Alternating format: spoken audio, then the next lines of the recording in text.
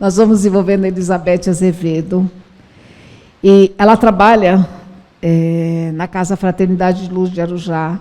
É muito querida nossa aqui na casa. Ela, sempre que pode, vem até aqui. Nós ficamos felizes com a presença dela. Agradecemos o Eduardo, o esposo. Também ela trabalha como hipnoterapeuta. E hoje vocês, quem não conhece, vai ter o prazer de conhecer. Tá bom? Então, você tem até 10 para as 10. Tá bom, querida? Que Deus te abençoe. Você pode tirar a máscara para falar. Tá bom?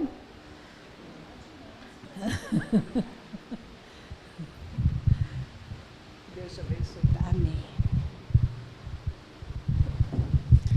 Bom dia a todos. Olha, ela disse que ela está feliz por eu estar aqui, mas a felicidade dela não é isso da minha. Por eu estar aqui com todos vocês, ver essa casa tão iluminada, tão abençoada, esse hospital de almas aberto, atendendo, socorrendo. Parabéns a todos os trabalhadores, parabéns aos dirigentes dessa casa, porque é um momento que a gente precisa tanto estar conectado com a espiritualidade, onde a nossa fé ela está sendo tão testada, e se a gente não encontra um local para a gente aumentar o nosso padrão de vibração, fica delicado, né? Com fé já é difícil, sem fé é impossível. Então, gratidão. Gratidão por vocês estarem aqui nessa manhã. Gratidão pela oportunidade que essa casa de amor, essa casa onde a semeadura do bem se faz realmente presente. Gratidão a Deus, nosso Pai, a Jesus, nosso Mestre, por nos permitir estarmos juntos nessa manhã, para juntos nós refletirmos sobre o Evangelho do Mestre Jesus. E eu rogo ao Pai da vida nesse instante, para que capacite em mim a minha habilidade, me permitindo falar do Evangelho de Jesus com amor, com simplicidade, com alegria, com entusiasmo. Entusiasmo significa presença de Deus, está cheio de Deus, que nós possamos falar, receber e refletir com entusiasmo, cheios da presença de Deus dentro de nós, abrindo as nossas mentes e os nossos corações. E eu peço ao Pai da vida para que nos abençoe nesse instante, nessa reflexão. E o nosso evangelho de hoje, como não podia deixar de ser, é puxão de orelha. Perdoar para se libertar. Beth, mas perdoar, se libertar, sim. Todo o evangelho do Cristo é pautado no amor. Ele não somente ensinou, ele vivenciou. Mas a gente não vê ali Jesus perdoando, né? Sabe por quê? Porque ele não julgou. Quem não julga não condena, não tem que perdoar. Ele não se sentia ofendido. Por não se sentir ofendido, ele não teve que perdoar. Mas nos ensinou em várias passagens do Evangelho o perdão. Começando ali com um dos apóstolos, né? Com o Pedro. Pedro era turrão que só ele. Pedro, ele era briguento que só ele. Então, ele estava... E eram os apóstolos mais velhos, né? Dentre os apóstolos, era o mais velho. Estava sempre ali, os outros cutucando ele. Ele de pavio curto, né? Então, ele pergunta para Jesus, Senhor, quantas vezes terei eu que perdoar? Por acaso, 7 vezes, né? E Jesus, então, responde para ele, não 7 vezes, mas 70 vezes, 7 vezes. E olha o detalhe, hein? Cada ofensa. Nossa, 490 vezes uma ofensa. Na realidade, esse 70 vezes 7 vezes é um número cabalístico que significa perdoar infinitamente. E por que perdoar? Porque quando nós perdoamos, nós estamos praticando o amor ensinado pelo Evangelho. E não é o amor pelo próximo, não. Começa por nós. Quando nós perdoamos, nós nos libertamos do poder que o outro tem sobre nós. Porque quando a gente está com raiva do outro, quando a gente fica naquela vibração, o que acontece?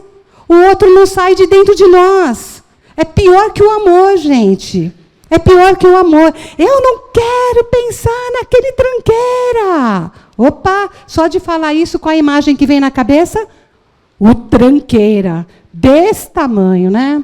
Então, quando a gente perdoa, nós nos libertamos do poder que o outro exerce sobre nós. Porque quando a gente pensa no tranqueira, nossa emoção muda, nossa vibração muda, nossos sentimentos mudam, nós perdemos o controle sobre nós. Então, olha que lindo que é o perdoar.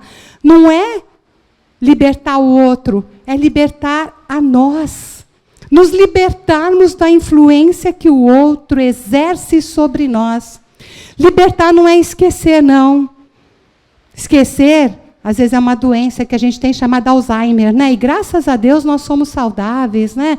Com a graça e a bênção de Deus, nós não precisamos disso.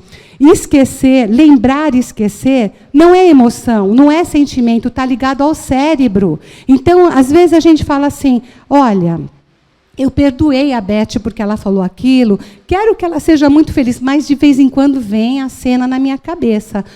Não se sinta culpado, porque a memória, às vezes, ela está lá registrada. Nós temos na nossa consciência registrado todos os atos das nossas vidas, dessa e das outras, tá?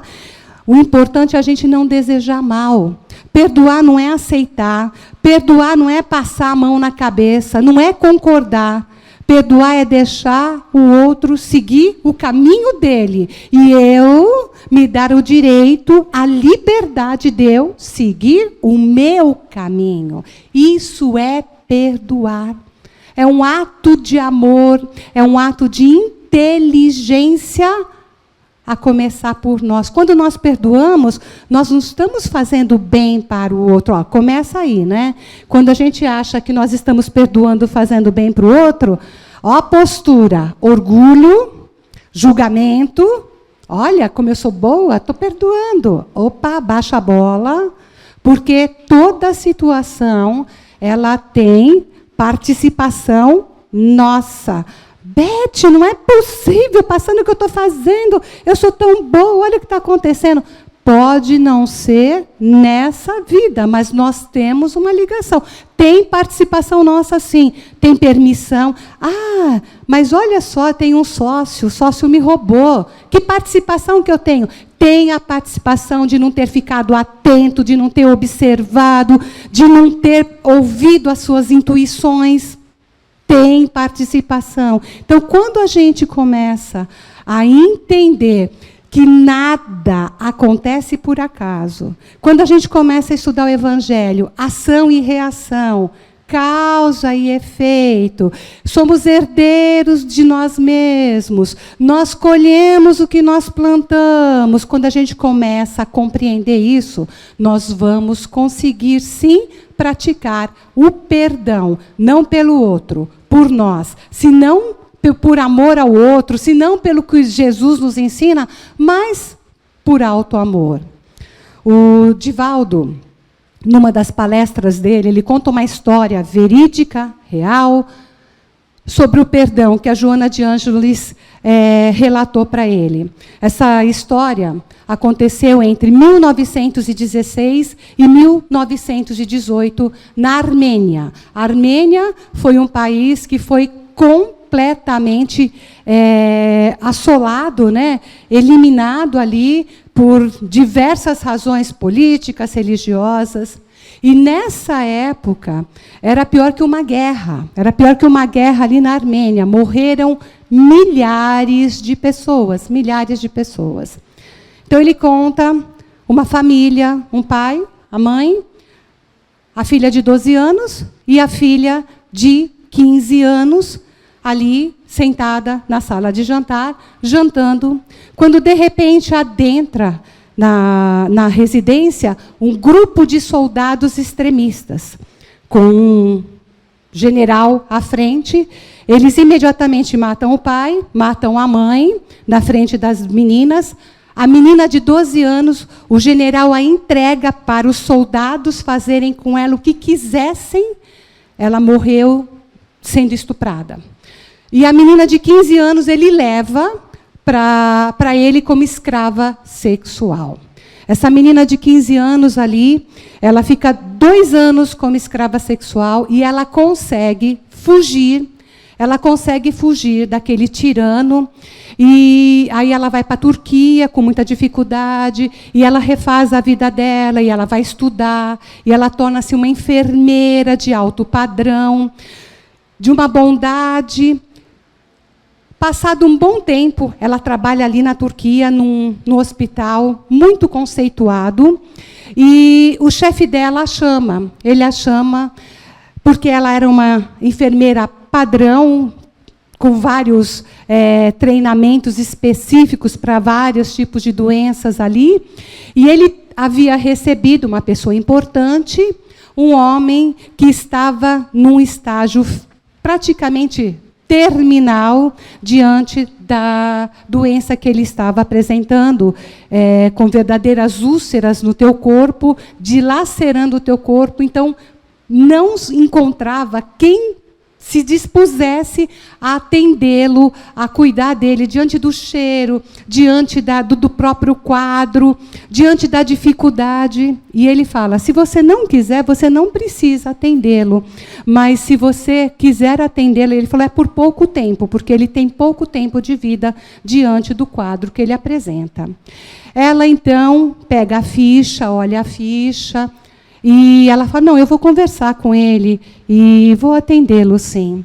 E ela se encontra com o homem, olha a situação, compadece-se dele, e ela começa a cuidar, mas ela cuida com tanto amor, com tanta abnegação, ela se dedica a cuidar desse homem, que ele se recupera, ele não falece, e ele, depois de recuperado, ele vai agradecer ao diretor do hospital. E o diretor fala, você tem que agradecer a quem cuidou de você, não a mim.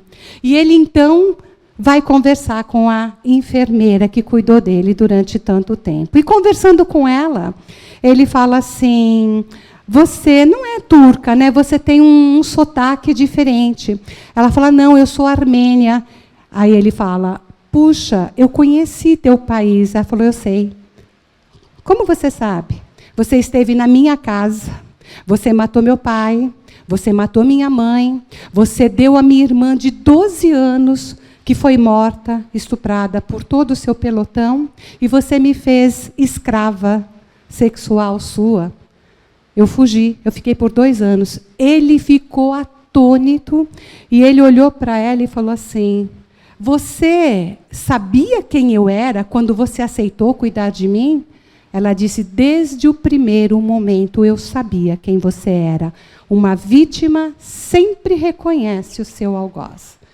E ele perguntou para ela, por que você cuidou de mim da forma como você cuidou? Ela disse, porque eu conheci uma doutrina, eu conheci o Cristo, eu conheci Jesus. E ele me ensina que o amor liberta e que a raiva aprisiona. E eu quero me libertar de você. E eu me libertei de você desde o primeiro momento em que eu comecei a cuidar de você. Eu quero que você seja muito feliz. Eu falo, Deus, eu ia ter que nascer trocentas mil vezes para ter uma atitude dessa. Com certeza. Tá? Então, percebe o que aconteceu? Ela simplesmente cortou um ciclo. Porque se ela tivesse, naquele momento em que veio a oportunidade de resgatar aquele episódio todo, se ela tivesse se mantido no ódio, na vingança, na justiça, porque muitas vezes a gente fala assim, né? Eu quero justiça. Não é justiça que a gente quer. Nós queremos vingança. Não é justiça. Porque se a gente quer justiça, nós entregamos na mão de quem realmente tem o poder de ser justo. Na mão de quem? Deus. Não é nem na mão de judiciário, porque a gente nunca sabe, né? Mas entrega nas mãos de Deus. E foi o que ela fez. Foi o que ela fez. Ela rompeu o ciclo. Porque se ela não tivesse tido essa atitude, ela iria manter esse ciclo e, em algum momento, iria se repetir. Ela ia estar retroalimentando esse ciclo do ódio. Como se vence esse ciclo? Com amor. Não existe outra forma de nós vencermos ódio, raivas, desarmonias, guerras que não seja pelo amor. O amor é o único jeito que dá jeito em tudo aquilo que não tem jeito. Só o amor. E é isso que o Evangelho nos ensina. Jesus nos traz essa lição do perdão de uma forma muito bonita e muito forte com a mulher adúltera. Quando Jesus estava ali, agachado e desenhando, escrevendo algumas coisas na areia, o único registro de escrita de Jesus, que depois foi apagado ali pela areia, Jesus estava ali e vem a multidão. Vem uma multidão empurrando a mulher, e eles jogam a mulher aos pés de Jesus. E eles falam: Jesus, essa mulher foi pega em adultério. A lei mosaica nos manda apedrejá-la até a morte. O que o Senhor tem a dizer sobre isso? Eles ali tentavam colocar Jesus numa sinuca de bico, né? Porque se Jesus dissesse, cumpra a lei mosaica, todo o evangelho pregado por ele tinha acabado naquele momento. E se ele dissesse que era para perdoá-la, ele seria preso por estar indo contra a lei mosaica. Mas eu falo, quem estava ali era Jesus, né? O Cristo, o grande conhecedor das almas humanas. Ele nada respondeu. Ele abaixou a cabeça e continuou ali escrevendo na areia. E quando ele respondeu, quando ele levantou os olhos, ele esperou. Quando ele fez isso, a turba já deu uma acalmada. Olha o silêncio, a importância do silêncio. Quando ele fez isso, já deu uma acalmada. E aí, de novo, interpelaram ele. O que o Senhor tem a dizer sobre isso? E ele, então, levanta os olhos e, simplesmente, fitando aquela multidão, ele diz: aquele que estiver sem pecado, que atire a primeira pedra. Todos foram soltando a pedra. Um a um foi saindo. Um a um foi saindo, até que ficou somente Jesus e a mulher adúltera. E então Jesus diz para ela: mulher, onde estão aqueles que te julgaram, que te condenaram? Ela responde: todos foram embora. E Jesus então diz para ela: tampouco eu te julgarei. Vá, muda a tua conduta, segue a tua vida. Ou seja, ele não passou a mão na cabeça dela dizendo: olha, está tudo bem. O que ele fez? Ele não a julgou. Ele não concordou com o erro e não falou para ela que era para ela continuar no erro. Não, o que ele fez? Levanta, muda a tua conduta, segue um novo caminho para que não se repita. Vá ser feliz. Vá ser feliz. Então, primeira coisa que Jesus fez, primeiro, né, eu até fiz o evangelho que eu fiz a semana passada lá pela Rede Amigo Espírita, eu falei exatamente sobre isso, a oração dos sábios. Qual é a oração dos sábios? O silêncio, o silêncio. Gente, como eu preciso aprender essa oração. Meu Deus. Eu tenho me esforçado, mas eu falo para vocês, eu não aprendi 1/1000 ainda, viu? Primeira coisa que Jesus fez, o que foi? Ele manteve-se em silêncio. Foi o silêncio. O fato dele ficar em silêncio e voltar a fazer o que ele estava fazendo, aquela multidão já deu uma baixada, já deu uma acalmada, tá? Porque se ele imediatamente ele responde, ele estava no mesmo padrão de vibração. Silêncio, primeira oração que ele fez, silêncio. A segunda ele não jogou. E depois, Amália Rodrigues nos traz, num dos seus contos, a continuação dessa história, que a gente só conhece até aí, né? Mas há uma continuação. De noite, Jesus, em Betânia, junto com Maria, Marta e Lázaro, ele na casa deles, a mulher foi acolhida por eles, porque nessa circunstância, uma mulher ela era completamente banida, tanto é que ela é condenada à morte, né? Como não morreu ali, ela é banida, não existe, ela não tinha mais nada. E eles a acolheram, e em determinado momento, ela vendo Jesus ali, tranquilo, ela vai conversar com Jesus, e ela diz para Jesus: Senhor, eu sei que foi muito grave o que eu fiz, eu sei que eu não deveria ter feito, mas deixe-me explicar. E Jesus, só ouvindo, ela falou assim: meu marido me deixa em casa direto, traz outras companhias para dentro de casa, está sempre com outras mulheres, e eu fui me sentindo abandonada, eu fui me sentindo excluída, eu fui me sentindo sem amor. E como ele sempre trazia também amigos para casa, um desses amigos começou a me dizer como eu era bonita, que eu podia ter uma pessoa melhor, que eu poderia ter um relacionamento melhor. E eu me deixei seduzir em razão das minhas emoções, em razão das minhas carências. E eu caí na tentação, mas não foi por luxúria, porque eu me apaixonei por ele. Jesus, então, disse para ela que o amor é simplesmente o remédio para tudo. E ele disse para ela: deixa tudo isso no passado, viva uma nova vida, vai amar, vai usar desse amor para você auxiliar, para você crescer. E ela aproveitou aquele instante com Jesus e mudou a vida dela. Ela começou a trabalhar com pessoas doentes, com crianças, e assim foi a vida dela. E num determinado momento da vida dela, quando ela já estava bem mais velha, ela atendendo pessoas doentes, chega uma pessoa de idade muito doente, um homem muito doente, e ela reconhece naquele homem o marido dela. E ele não a reconhece, ele diz: eu estou procurando por uma pessoa a quem eu fiz muito mal há um tempo atrás, a quem eu joguei na sarjeta, e disse o nome dela. E perguntou se ela conhecia. Ela falou: não, eu não conheço. Ela falou: mas você pode ficar aqui, eu posso te ajudar, você está doente. E ela começou a cuidar dele e falar de Jesus, e falar do Evangelho.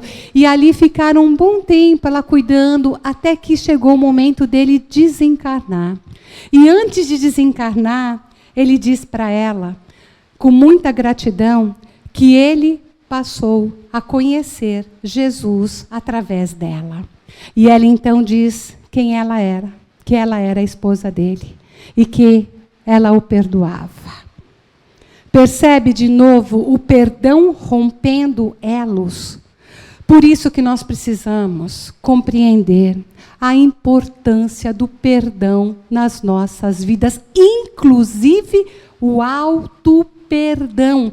Porque muitas vezes a gente até consegue perdoar o outro, mas nós não conseguimos nos perdoar.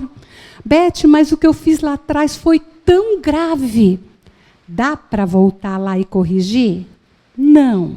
Então, o que nós vamos fazer? Vamos corrigir daqui para frente. Beth, mas lá atrás eu fiz um aborto. É grave? É grave. É grave. Dá para voltar lá e trazer aquela vida de volta? Não. Então, o que nós vamos fazer? Vamos cuidar de criança hoje. Vamos, a vizinha ali tem 3 filhos. Ela precisa trabalhar.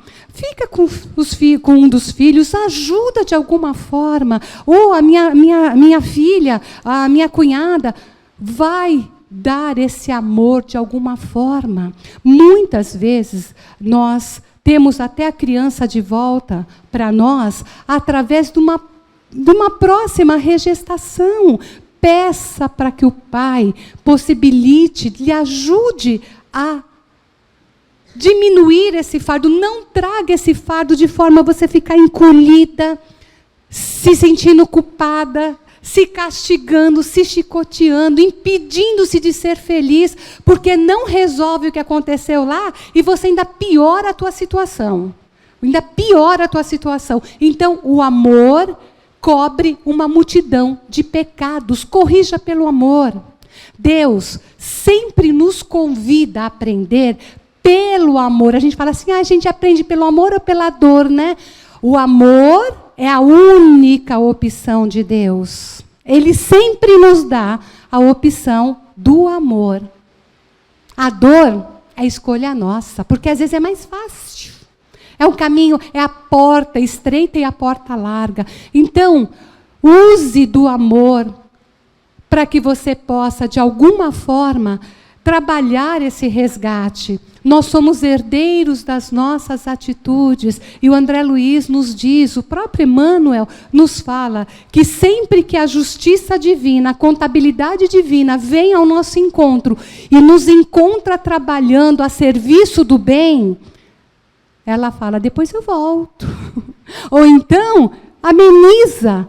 Então, nós podemos amenizar todas as os nossos erros, né? Não põe como culpa, por favor. A culpa, ela pesa, ela não nos deixa corrigir, não nos deixa progredir. Então, nós temos condições de estarmos resgatando pelo amor. A escolha é nossa, amor ou pela dor. Auto-perdão.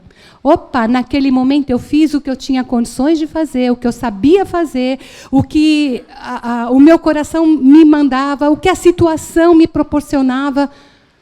Deixa lá atrás. Perdoe-se e construa um novo caminhar. É o que Jesus falou para a mulher adúltera. Vá e não peques mais. Perdão e auto-perdão. É a forma de nós estarmos praticando o Evangelho nas nossas vidas. Perdão e auto-perdão, para nos libertarmos do controle que o outro exerce sobre nós quando nós nos sentimos magoados, com raiva, quando nós não conseguimos entender o que o outro faz. Por que que ele é desse jeito? Por que que faz assim? Opa, perdão. Cada um tem o direito de seguir o seu caminho de acordo com aquilo que acha melhor, com o conhecimento que tem. A cada um, segundo as suas obras. A nós compete auxiliar e não julgar. A nós compete darmos, mas sem querer de volta, sem querer o troco, sem querer o retorno. A nós nos compete fazer a nossa parte, seguirmos em frente. Nos compete nós não tirarmos das mãos de Deus o poder da justiça, porque somente a Ele cabe a justiça. Porque quando nós tiramos das mãos dele esse poder e trazemos para as nossas mãos, nos colocamos como juízes, como verdadeiramente julgadores, nós estamos compartilhando das mesmas emoções negativas do outro. O Divaldo ainda nos conta que logo depois que acabou a guerra e os campos de concentrações foram liberados, onde muitos, irmãos nossos ali desencarnaram de forma tão desumana, diz que vários sobreviventes se juntaram em um grupo chamado justiceiros. Ou seja, eles queriam justiça pelo que eles haviam passado. Percebe o ciclo se repetindo? Não era justiça, era vingança. E o ciclo se mantendo. Então, como a gente corta o ciclo? Perdoando. O perdão é a maior prova de amor e auto-amor que nós podemos exercitar. E outra coisa, perdão não é emoção, perdão não é sentimento, perdão é atitude. Eu decidi que eu vou perdoar e começo a trabalhar isso. Começo não desejando mal, começo parando de mandar vibrações, tomara que se ferre, mas vai se dar mal. A justiça divina não falha, Deus há de, para. O que você está fazendo? Ainda está terceirizando ainda, né? Querendo que Deus faça alguma coisa de ruim para o outro. Entrega na mão de Deus, simplesmente desapega. Corta o vínculo, abre o cadeado, solta essas paredes, abre essa porta e vá viver a tua vida. E deixa que cada um, no momento certo, da forma certa, responde pelos seus atos. Que esse nosso evangelho possa nos levar a essa reflexão. Que nós possamos fazer 2021 o melhor ano das nossas vidas, com uma autoanálise e trabalhando esse amor incondicional do perdão. Porque o perdão é libertador. Lembrando sempre que o amor é o maior ensinamento, é a base de tudo que o Cristo nos trouxe. E que o perdão é uma demonstração de amor e alto amor. Eu agradeço imensamente por estarmos juntos aqui, nesse momento, sendo amparados, sendo tratados. Gratidão pela presença de cada um de vocês. Gratidão a essa casa abençoada de amor, a esse hospital, essa escola, onde nós, como hospital, somos tratados e como escola, nós recebemos os ensinamentos necessários. E, acima de tudo, a nossa gratidão a Deus, nosso Pai, nosso Criador, a Jesus, nosso Mestre, nosso divino modelo e guia, a nossa Mãe Santíssima Maria, os nossos guardiões. Gratidão, gratidão, gratidão e até o nosso próximo encontro. Graças a Deus e graças a Jesus.